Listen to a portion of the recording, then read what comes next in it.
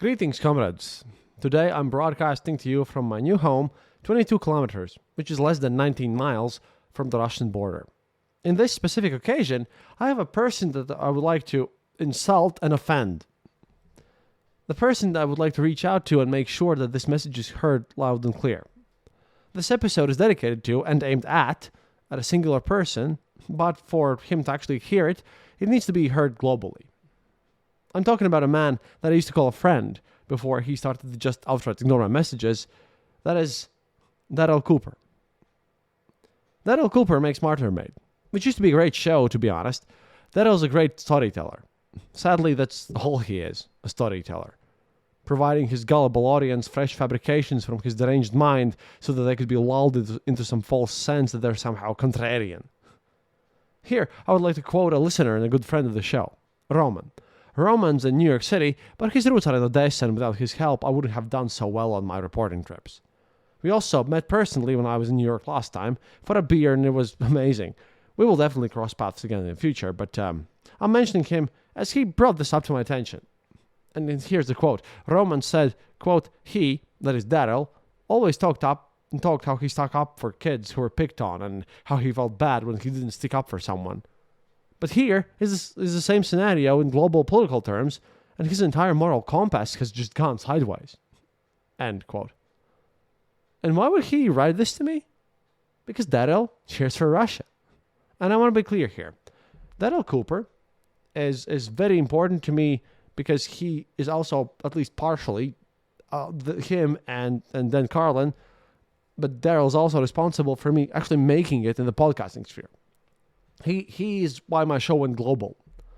Darryl plugged me in one of his early episodes when he was speaking about Israel. He was covering this conflict, and then he mentioned me because I had emailed him, and that led to me being recognized, which then led to me where I'm now.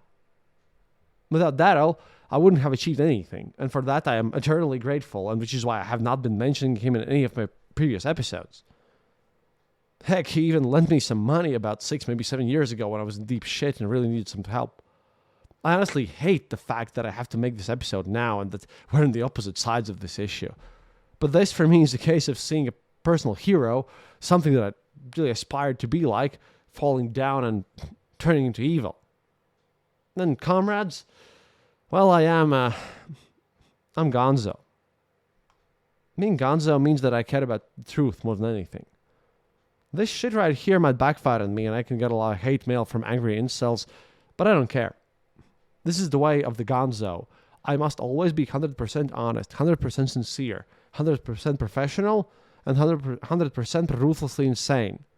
If I would give you guys the slightest reason to doubt what I'm saying, the slightest reason to think that this is not real, that I'm actually not living this and that I'm lying to you, then my work would lose all meaning. Gonzo is a crazy path. You must be the best that you can be, and, because only only at that point, when you are all those things, then this stops being crazy ramblings about booze and drugs and craziness and turns into something useful, something primal and raw. It only works when you can believe me and you actually know that I'm good at my job. I have to be good at my job and everything.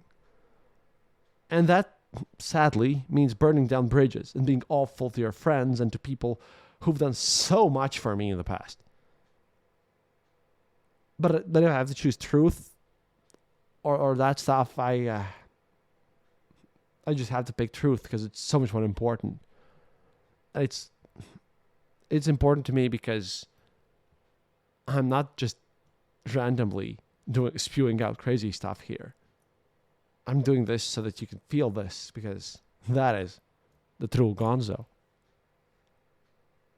However, I would have never done this if I wouldn't have hard proof.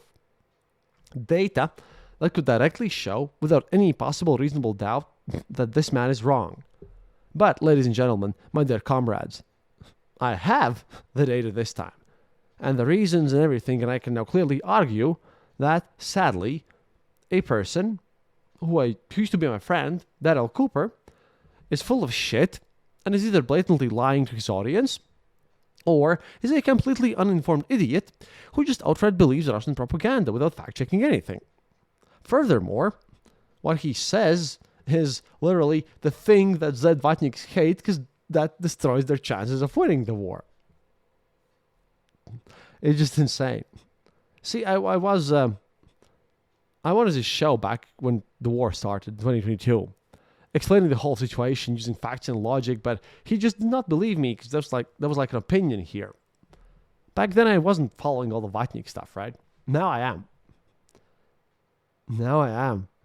So, I can demonstratively, undeniably, in a way that could maybe get him back on the right track somehow, maybe actually show that he's wrong. And I hope that he does get back on the right track because, that would be the best scenario. Because I hate doing this. So, dear Darryl, as this is aimed at you, I hope this makes it to you somehow and that you actually listen to this. Because I'm about to give you an education in what it means to actually be a contrarian asshole and what real journalism looks like. Now, let's set the stage first, because let's explain what you actually said. You said on your show, the last one, that Ukraine is losing the war. That's one. Two, that it would be better for them to surrender. And you have praised Russian military might. Great. All right. Now, you might ignore my arguments and conclusions, as you did in that interview. And you might think that the West is full of shit or whatever, but I have to partially agree with that all here, because the West is full of shit, but for completely different reasons, which we'll cover some other time. But you see, what I'm recording right now is a script with the responses to these, three claims that is written based only on pro-Russia Z-vatnik sources. This is directly all of it taken from Russian people who support the war. All of them Russians. All of them actively support the war and live in Russia, and they want Russia to win this war. All of them have been to the front lines and have seen how the war is actually going. Yeah, I mean, if you say that I'm lying, look, then you're saying the Russian guys who want Russia to win are lying.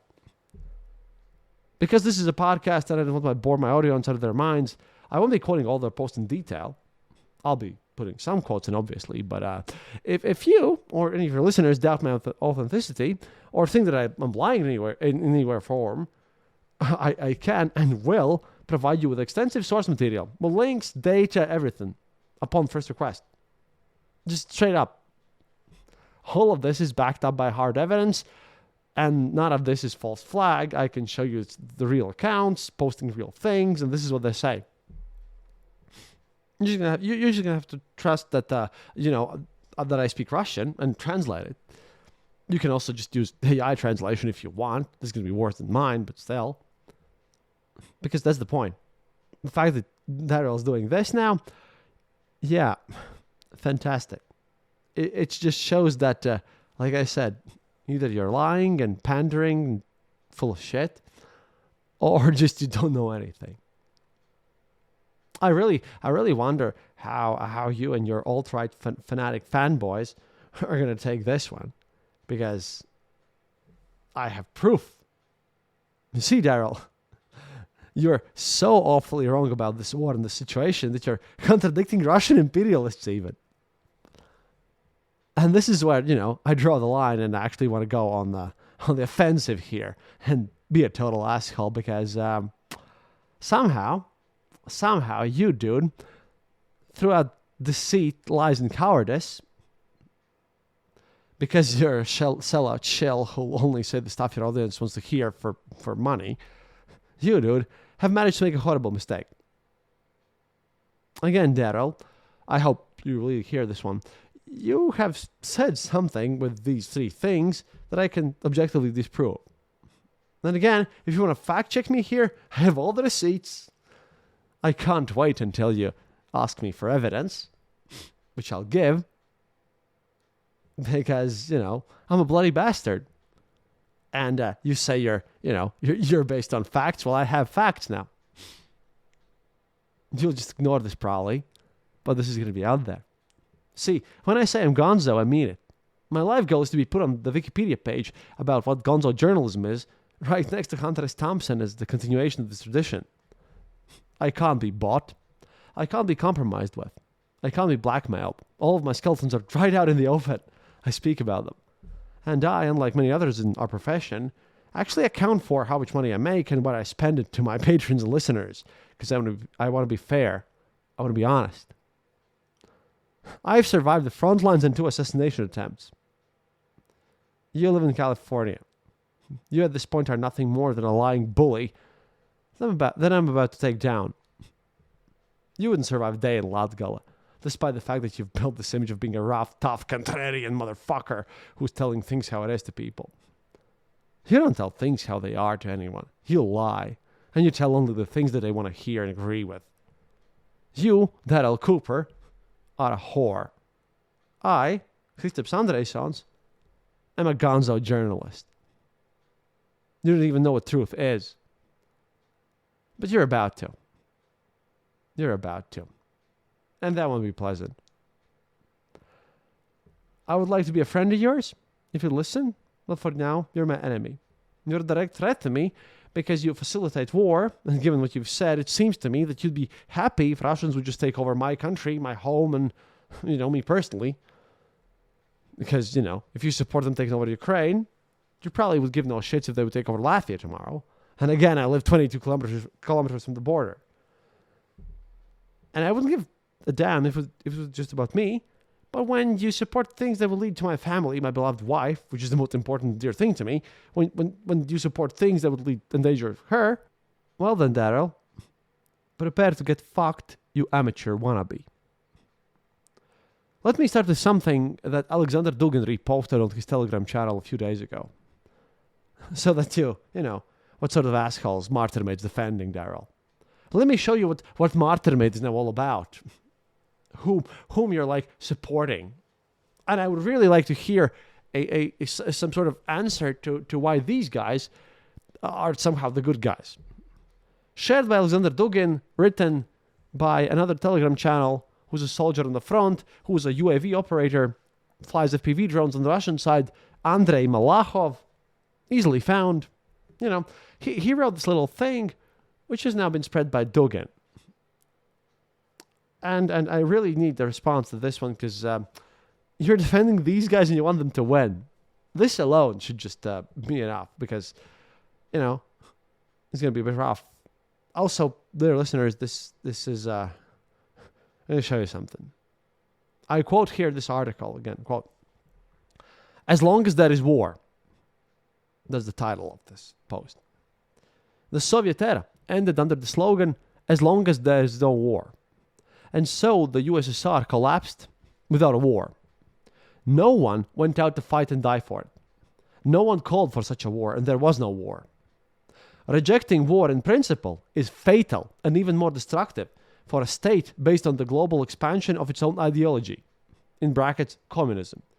Rejecting war, making war taboo, is equivalent to making revolution taboo. Just as long as there is no war equals to just as long as there is no revolution. And if a revolution is illegitimate, then the communist project is also illegitimate. And ultimately, so is the Soviet Union. We inherited a lot from the Soviet period, including the categorical rejection of the spirit of war. As long as there is no war was reproduced in the post-Soviet era and led to a series of wars right up to the Great Patriotic War.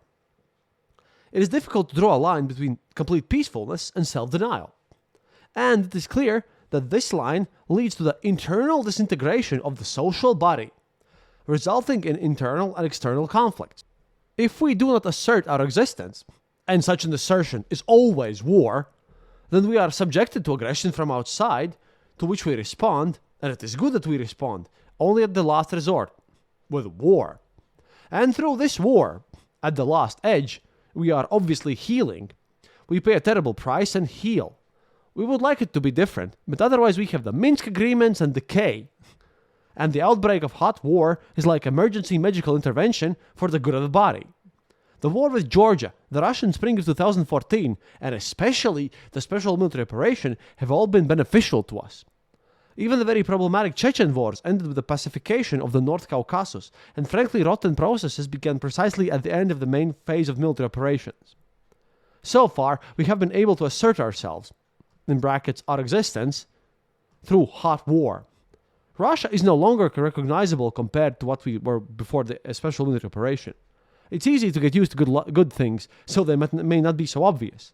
But if we look back at February 2022, everything will be clear.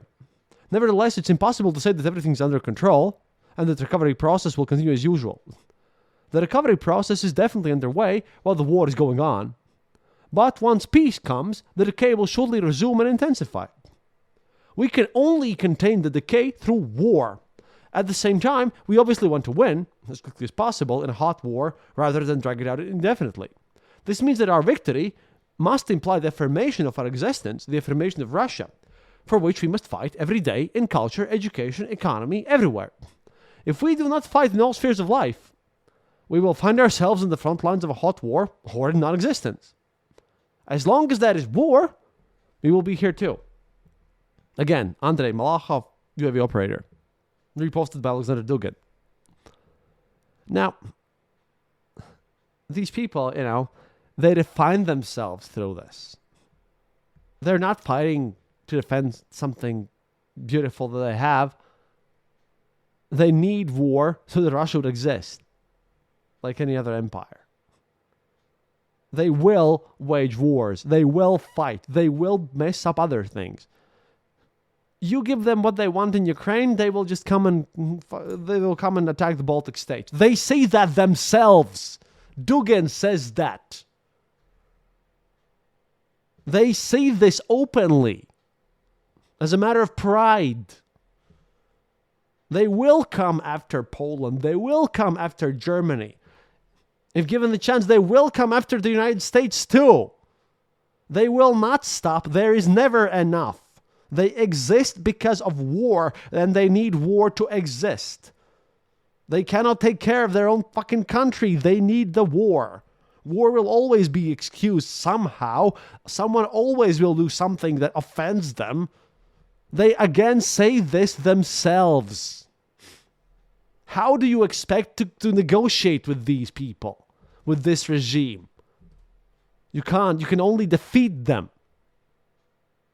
This is what you must do. If you support Russia, you literally support always war. Constantly. If there would be like peaceful period all over the place, they would just stop existing. Through decay, through internal corruption of the system. They need war so that people just wouldn't notice the corruption. And this, dear friends, is what Darryl Cooper supports. If anyone tells you that supporting Russia is just like, I care that less people would die, no. You will stop this war, next one will happen. Fighting the war is what they want. Always.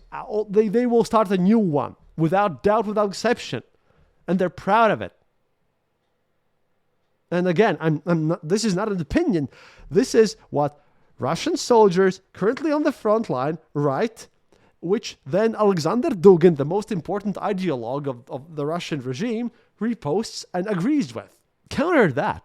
How again, this is peaceful? Fucking hell. And again, we'll return to this later on. But, yeah, you might say, oh, if they want to conquer something, well then, what if we give them something they want to take? No, they will, definitely. But let's turn to the main point here about how they're winning in this war. I want to see how winning looks like. Besides everyone, if you've listened to any of my episodes, you know that the Z-vatniks hate the fact that Russia's always winning attitude because that really hurts their own things. However, here are some nice little notions that I want to quote here for Darryl, specifically you and your supporters, to listen to. Because you see, for example, recently Z-vatnik military channels had a discussion about whether armored vehicles can break through the drone war, which, tells you a bit about how they're doing these days. And again, I can provide you with all the links. Quotes incoming. Coming from the channel Notes of a Veteran. As for mechanized breakthroughs in the current situation of the front line, mechanized breakthroughs are now practically impossible. To assemble a mechanized breakthrough, it is necessary to accumulate forces and resources in close proximity to the line of contact. As soon as these forces and resources begin to accumulate, the enemy, that is the Ukrainians, because, this is a Russian guy, will immediately see it. There is no need to harbor any illusions. Today, the enemy has all the best reconnaissance systems, from agents to satellites. Again, he's talking about Ukraine. And while it's still possible to secretly accumulate personnel, how can you hide at least 100 pieces of equipment? Even if you hide them before the breakthrough, you need to line them up in columns which will be targeted by HIMARS as soon as they're formed. And of course, having uncovered the preparations for the breakthrough, the enemy will bring additional BPS units to this direction, harm them with FPV drones on fiber optics, and as soon as the mechanized columns go into battle, several drones will fly into each vehicle or tank. And that's just going to be the end of the mechanized breakthrough. Even providing these columns with a good electronic warfare cover will not help against fiber optics. This is why, as far as I can remember, the last such mechanized breakthrough in my unit was in 2023, which ended in complete defeat. There you go. That's a Russian soldier on the front. Look at how much winning he's having. And then there's more comments. Reporter Filatov, one of the biggest channels, writes, quote, "An armored infantry fighting vehicle has armor. Previously, it was supposed to carry a landing force of 8 to 10 people. Cover them with fire, deliver them to the enemy's position, drop them off, cover them with fire again, retreat, and bring in the next group. So today, this fighting vehicle has no armor. Period. An FPV drone costing 40 to 50,000 rubles, carrying an RPG warhead, easily and happily burns through this armor, in any plane from any angle of attack. Welding on armor plates can, of course, extend the life of an IFV on the battlefield, but it cannot protect it. A massive FPV strike in the absence of electronic warfare, and as we saw in the videos, there is no electronic warfare in the Russian army. Again, this is a Russian guy saying this, and he's in the Kremlin's personal pool of journalists. Destroys the BMP, and the personnel inside are completely, unprotected from anything. Period. Remember that in the absence of electronic warfare, if we have PV drones, then all the vehicles have no armor. In such conditions, heavy equipment loses the advantages of armor. Minefields, which cannot be cleared under FPV drones, deprive this armored vehicle of its maneuverability, and the speed of this equipment on roads does not exceed 30 to 50 kilometers per hour. Accordingly, these are very slow and maneuverable and are unarmored pieces of shit. Very expensive, but which are destroyed with high accuracy by very cheap drones. And their weapons don't have time to be used, as the enemy's FPV meet the columns well before the attack line. That's reporter Filatov. Then there's Anatoly Radov, who writes about the same thing, problems with the Russian army. As for burning a lot of equipment, I think there was no other way. We knew from the start that it would be burned. This is modern warfare where 90% of the cases equipment goes in one direction. The task of the equipment is to quickly deliver the necessary number of people to a certain point. And then the most important thing is whether these people were able to find shelter somewhere or not. So, to be honest, I'm sick and tired of these cliched cries from the couch in the style of the 20s and 30s. Shoot the commander! Even if you put a hybrid of Einstein and Kutuzov in command, the equipment will be burnt when it rolls in. Yeah. I wonder how, a winning army that's totally going to do everything is doing so well when they can't build their own drones and are complaining that, their tanks are useless because they just get burnt. However, there's more, because if I wouldn't be 100% sure that I can explain to Darryl and his audience that they're just a bunch of uneducated dumb fucks, I wouldn't be doing this. See, war correspondent Kachonak, or war correspondent Kitty, writes about one of the most serious and still unresolved problems of the Russian army. And that's just gonna show you, the levels of Russia winning, definitely, in this whole situation, right? Quote, "The enemy, that is the Ukrainians, has increased activity on the Zaporizhzhia direction, or perhaps has not reduced it at all. For those who are endlessly far from the front line and understand the war as a stream of official communiques in the media, let me explain. At the moment of many directions and sectors of the special military operation, there are full-scale meeting engagements being fought by small subunits, groups and detachments. The fighting is fierce, with varying success. Individual terrain sectors, positions, strong points, and ruins of populated areas change hands 4 or 5 times a day. And now, about the most important thing. What, in my view, would be very useful to remind in a good way to Russian Ministry of Defense, to our leadership, to various high administrations, and finally to the deputies of the State Duma. Not today or yesterday, but much earlier, information came and this is capitalized on all directions, of the special military operation. The enemy, that is, the Ukrainians, has an advantage in small aviation, primarily FPV drones. This lag developed even before the start of the special military operation, but unfortunately remains insurmountable to this day. The advantage is multiplicative. What does this look like in practice? For example, on the same Zaporizhia direction, and this is in all caps, so I'll be screaming here, for one of our fighters detected by the enemy, between 40 and 100 drones fly in. For one of our fighters! Yeah, guess what? Russians are dying. But carrying on. Even if we take the lower bound of 40 UAVs, does that seem small? What are the chances of survival for an assault soldier? Just a motorized rifleman under these conditions. How long can a fighter live on the battlefield? We can calculate it. Minutes within the margin of statistical error. We lag behind in UAV production, which is also understandable, since the technical capabilities of a number of states have been aimed at us. Those states investing in the defeat of Russia and making this almost the main tenet of their current foreign policy. And we ourselves were rather slow to catch up. The question still remains, if you want war all the time, constantly, yeah, I would say we're not doing enough to defeat you. Then, continuing from the article, UAVs are a fundamentally new branch of the armed forces that strongly change the picture of combat operations. Thoroughly alter tactics and place entirely new demands on the quality of command at the tactical and operational level. The question of technically equipping our units with small aviation means to fight has just not ripened. It's critical. The preservation of personnel, of people, the future of our country depends on it. How to change the situation with production and equipping our troops with UAVs? How to eliminate the lag behind the enemy? Only one way. Above all, by radically ramping up production of drones, by large-scale new procurements from our, if not allies, then sympathizers.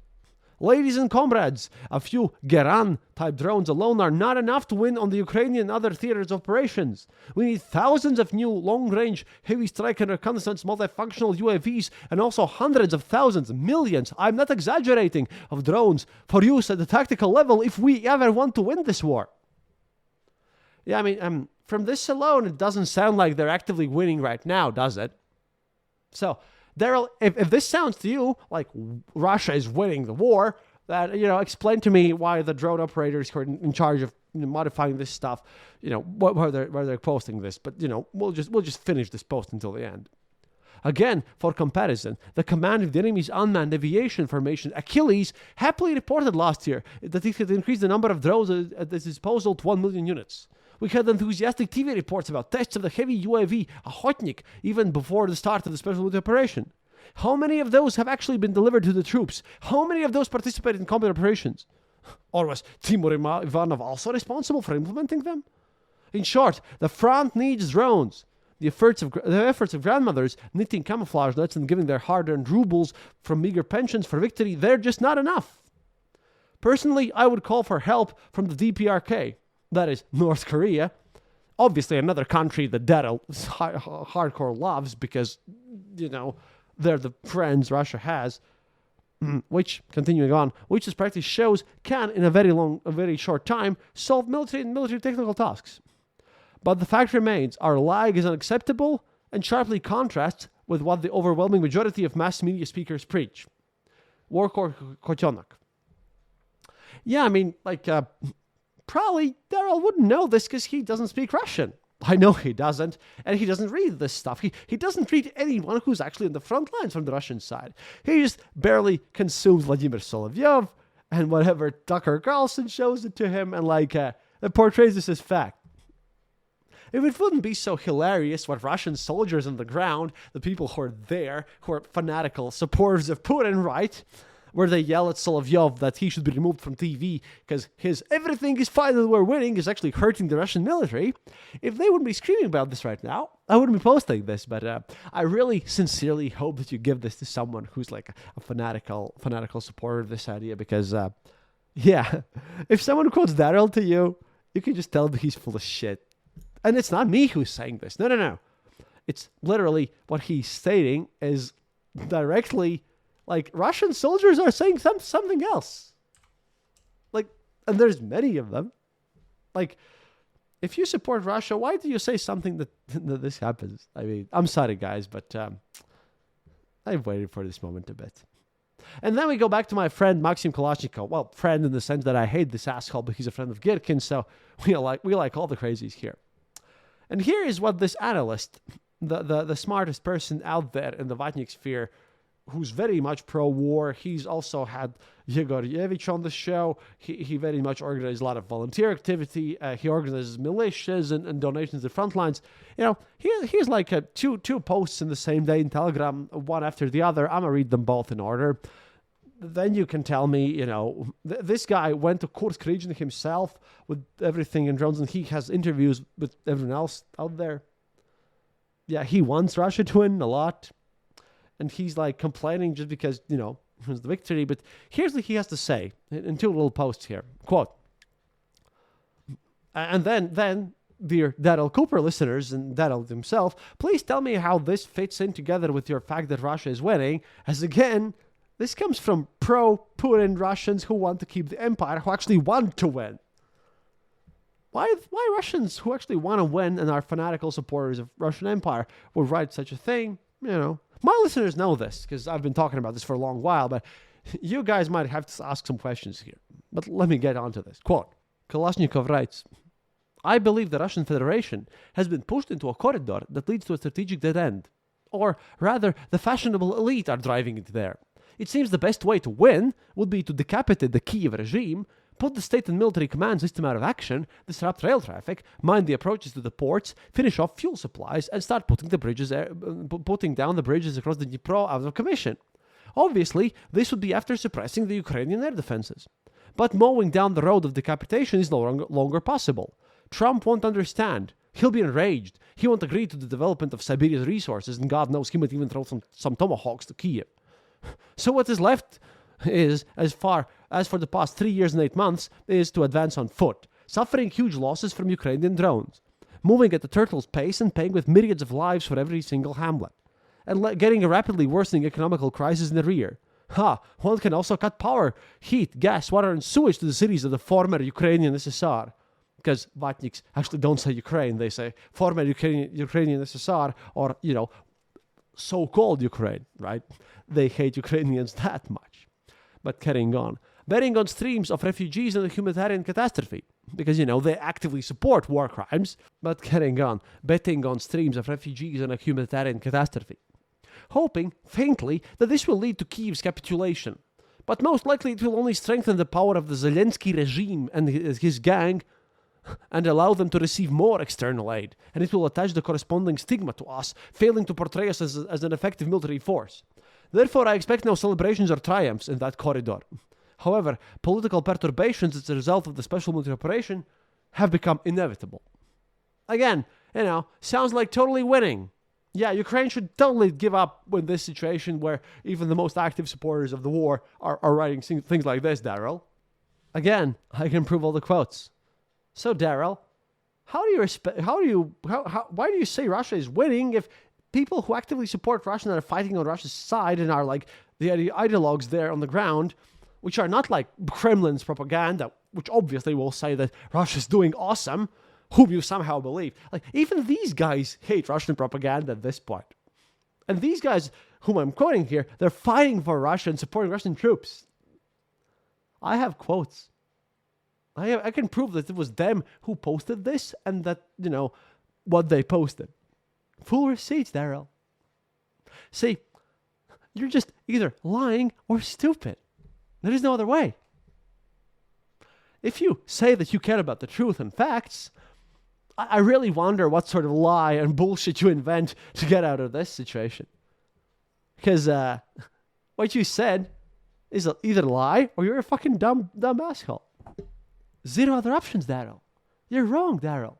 You've lost. Shouldn't have said blatantly disprovable things. Oh, wait, you didn't know about them because you don't speak Russian. And then you think that you know all about this stuff. While obviously buying Russian propaganda wholesale.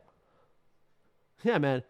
I'm sorry to say this, but like, if you're a patron of Martyrmade or something, of Darryl Cooper, yeah.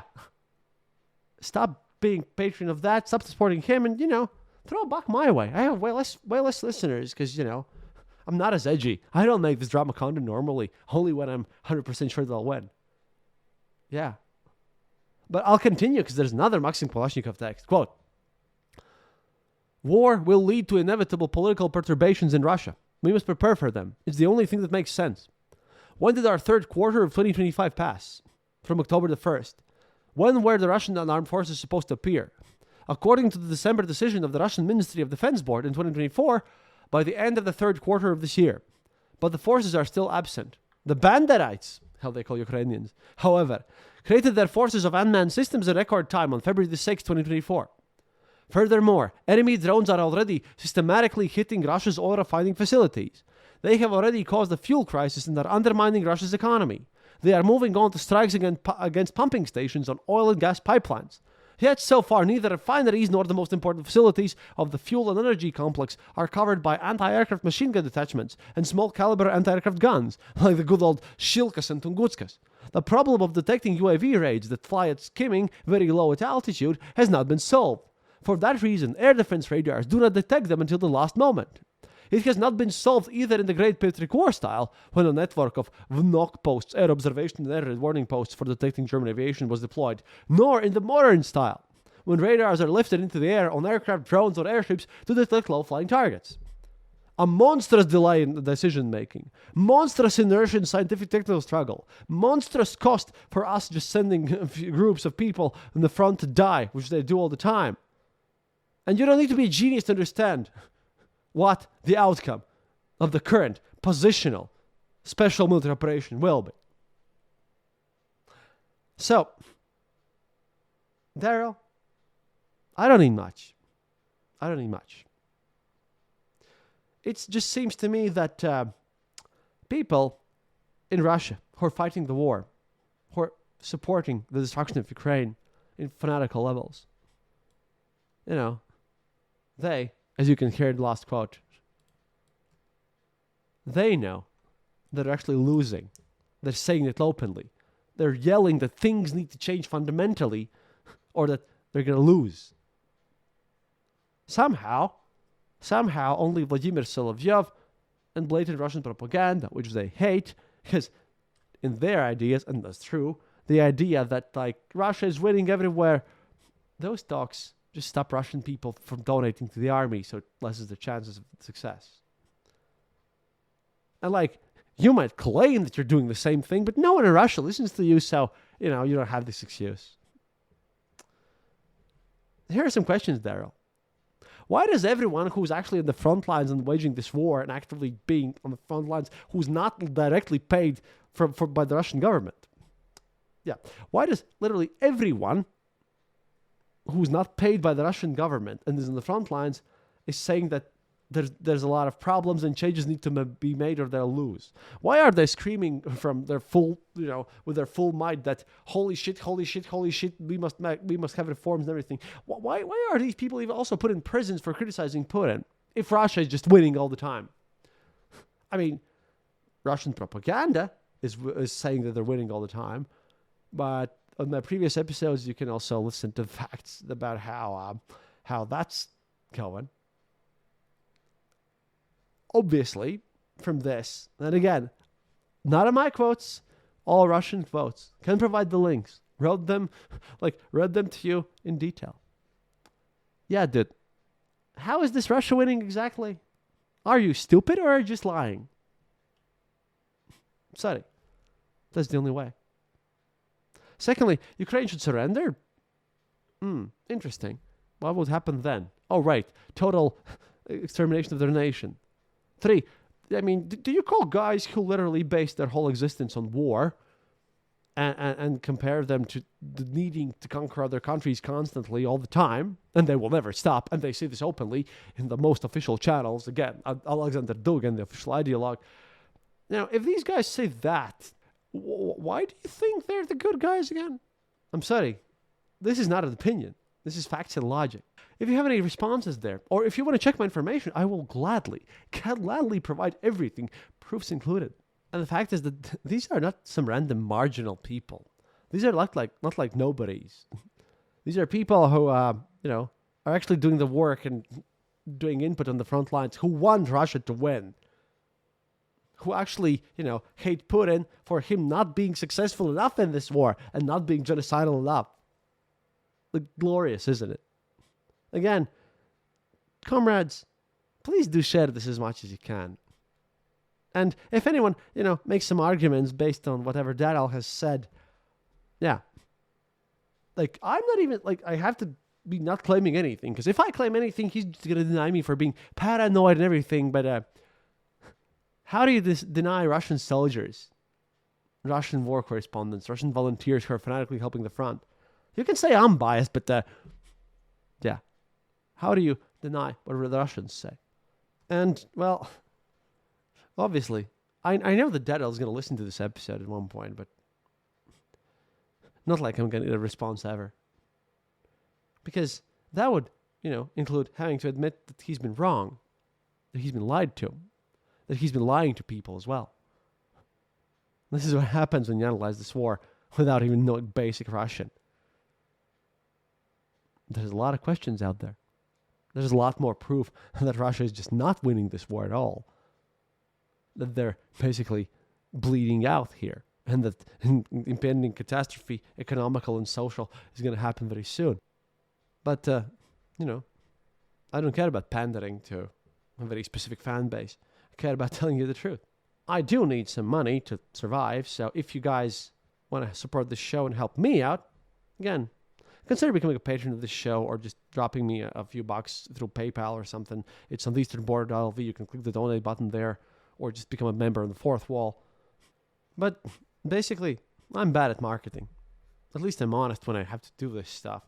However, if you're a Martyrmade patron or something, you're supporting me in the other way, I'm doing this together with the latest Z-vatnik events, because all this stuff that they've written, it was in the past few days, right? So, I don't know. If you throw your money at Darryl Cooper in any way or form, consider helping me out instead. I'm not a sellout pandering bastard who blatantly doesn't know what he's talking about or lying openly. So, hey, think about it at least. And, well, if Darryl Cooper actually has something to respond to this, which he won't because he'll just pretend this never happens because he has no answers. He has nothing. Then I'll be very surprised. Now, if he actually wants to talk to me and debate me, I'll be glad to. I just hate when a bastard that openly lies and spreads this information has an insanely huger audience than mine, makes ridiculous amounts of money, and feeds into the egos of stupid self-absorbed assholes who now sit in the echo chamber. And then they talk about being contrary and authentic. Funny enough, I remember that in these early episodes where I was also mentioned, Darryl spoke about honor cultures and all this stuff, right? Well, talking about honor, I have some. I have evidence and proof, and I'm honest here. I have just shown that you're a liar. You are a liar? What an extremely dumb person. If you would have any honor, you would have just responded to my Facebook messages or other ways of which I have tried to communicate with you. And this should never have happened, but Darryl rather chose to pander to his alt-right fanatics. Those people who scream that they're the smartest, they just haven't bothered to think that much. That's it for today. I wanted to do this on stream, but my net died down and at least I had some time to sleep on it. До свидания, товарищи. And remember, happiness is mandatory. And see you soon.